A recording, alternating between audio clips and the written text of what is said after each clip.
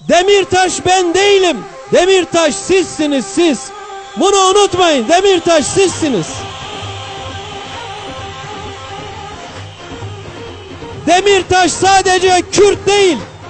Demirtaş Türktür, Ermenidir, Alevidir, Sünnidir Demirtaş. Demirtaş benim soy ismim değil. Demirtaş Karadeniz'de isyan şarkıları, türküleri söyleyendir. Trakya'dan bize selam veren çiftçidir Demirtaş. Demirtaş anaların o sevdalı yüreğidir. Demirtaş gençlerin ışıl ışıl gözleridir. Göz bebeğidir Demirtaş. Benim bütün arkadaşlarıma hem vasiyetim hem nasihatımdır. Bu gemi varacağı yere gidecek. Allah'ın verdiği bir candır. O emrederse geri alır.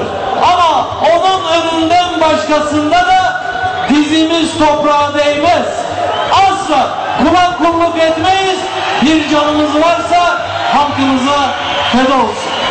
Hakkın yolunda feda olsun deriz. Bizi korkutmaya çalışanlara vereceğimiz mesaj budur.